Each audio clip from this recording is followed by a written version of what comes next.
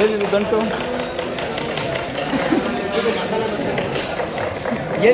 ಏನಿದು ಕೆಸರೆ ಗಂಟ ಏನಕ್ಕೆ ಉಪಯೋಗಿಸ್ತೀರಿ? ಏನು ಮಾಡ್ತೀರಿ ಇದರಲ್ಲಿ? ಹಾಂ, ಕೂಟು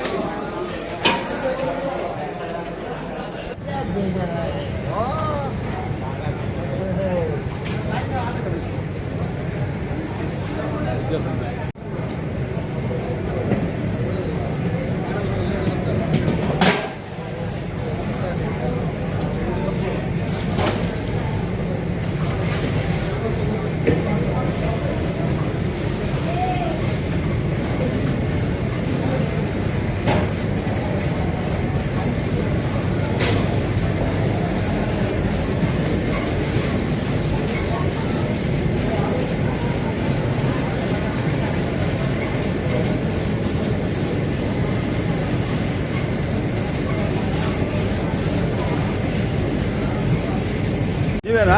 ಏನು ನಿಮ್ಮ ಹೆಸರು? ಏನು ನಿಮ್ಮ ಹೆಸರು?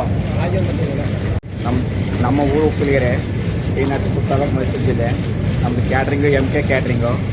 ಬೆಳಗ್ಗೆ ತಿಂಡಿ 10,000 ಜನ ಕೇಳೋರೆ. Idli, vada, sambar, pongal, kesari bath, coffee, tea.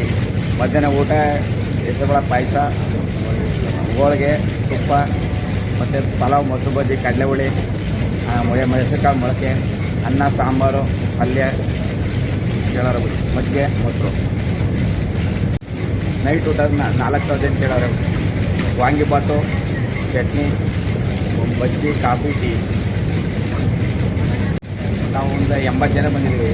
Cleaning ಇಟ್ಟು ಅಡುಗೆ, ಕುಕ್ಕಿಂಗ್ ಒಂದು 30 ಜನ ಇದ್ದೀವಿ. ಕಟ್ಟಿಂಗ್ ಒಂದು 30 ಜನ ಇದ್ದಾರೆ. ಕ್ಲೀನಿಂಗ್ ಒಂದು 20 ಜನ ಇದ್ದಾರೆ. ಬಂದು ಮೊನ್ನೆನೇ ಬಂದು ನಾವು ಹೊರಡೋದು ಭಾನುವಾರ ಮತ್ತು ಸಂಜೆ ಆಗುತ್ತೆ. ಮಾಡೋದು ಚೆನ್ನಾಗಿದೆ ಊಟದ.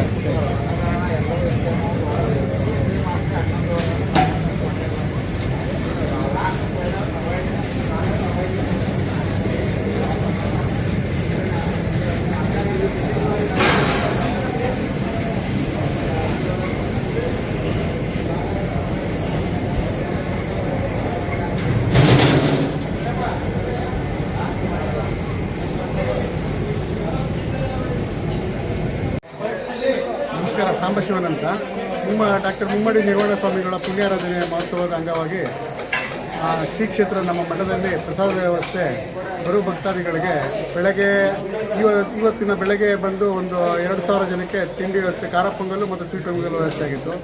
ಮಧ್ಯಾಹ್ನ ಊಟಕ್ಕೆ ಅನ್ನ, ಸಾಂಬಾರು, ಪಲ್ಯ, ಲಾಡು, ಪಾಯಸ ಎಲ್ಲ ವ್ಯವಸ್ಥೆ ಆಗಿತ್ತು. ಹಪ್ಪಳ, ಉಪ್ಪಿನಕಾಯಿ ಎಲ್ಲ ಆಯಿತು. ಇವಾಗ ಒಂದು 5,000 ರಿಂದ 6,000 ಜನಕ್ಕೆ ರಾತ್ರಿ ಪ್ರಸಾದಕ್ಕೆ ಚಿತ್ರಾನ್ನ, ಹೆಸರುಬೇಳೆ ಪಾಯಸ, ಸಬ್ಬಕ್ಕಿ ಪಾಯಸ ಮತ್ತು ಬೂಂದಿ ಎಲ್ಲ ಮಾಡ್ತಿದ್ವಿ. ಬೆಳಗ್ಗೆ ತಿಂಡಿಗೆ ಒಂದು 6,000 ರಿಂದ 7,000 ಜನಕ್ಕೆ ವ್ಯವಸ್ಥೆ ಮಾಡ್ಕೊಂಡಿದ್ವಿ. ಇಡ್ಲಿ, ವಡೆ, ಪೊಂಗಲ್ಲು, ಕೇಸರಿ ಬಾತು ಮತ್ತು ಖಾರ ಬಾತು ಎಲ್ಲ ರೆಡಿ ಮಾಡ್ಕೊಂಡಿದ್ವಿ. ಮಧ್ಯಾಹ್ನ ಒಂದು ಸ್ವಾಮೀಜಿ ಪ್ರಕಾರ 10,000 ರಿಂದ 15,000 ಜನಕ್ಕೋಸ್ಕರ ಪ್ರಸಾದ ವ್ಯವಸ್ಥೆ ಆಗಿದೆ. ಸ್ವಾಮೀಜಿ ಹೇಳಿದಂಗೆ ಒಬ್ಬಟ್ಟಿನ ಊಟ ಆಗಿದೆ. ಮಧ್ಯಾಹ್ನ ಊಟಕ್ಕೆ ಪಲಾವು, ಅನ್ನ ಸಾಂಬಾರು, ಒಬ್ಬಟ್ಟು, ಪಾಯಸ, ಒಂದೆರಡು ಥರ ಪಲ್ಯ ಎಲ್ಲ ವ್ಯವಸ್ಥೆ ಆಗಿದೆ. ಸಾಯಂಕಾಲ ಒಂದು ಸಂಗೀತ ಕಾರ್ಯಕ್ರಮ ಇರೋದ್ರಿಂದ ಸಾಯಂಕಾಲನೂ ಒಂದು 5,000 ಜನಕ್ಕೆ ಪ್ರಸಾದ ವ್ಯವಸ್ಥೆ ಆಗಿದೆ. ಎಲ್ಲ ಭಕ್ತಾದಿಗಳಲ್ಲಿ ಸ್ವಾಮೀಜಿಗಳು ಮತ್ತು ಮಠದ ಎಲ್ಲ ಭಕ್ತಾದಿಗಳ ಪರವಾಗಿ ಅಂದರೆ ಎಲ್ಲ ಹೆಚ್ಚಿನ ಸಂಖ್ಯೆಯಲ್ಲಿ ಭಕ್ತಾದಿಗಳು ಈ ಕಾರ್ಯಕ್ರಮಕ್ಕೆ ಆಗಮಿಸಿ ಈ ಕಾರ್ಯಕ್ರಮವನ್ನು ಅತ್ಯಂತ ಯಶಸ್ವಿಯಾಗಿ ನಡೆಸಬೇಕೆಂದು ತಮ್ಮಲ್ಲಿ ಕೇಳಿಕೊಳ್ತೀನಿ.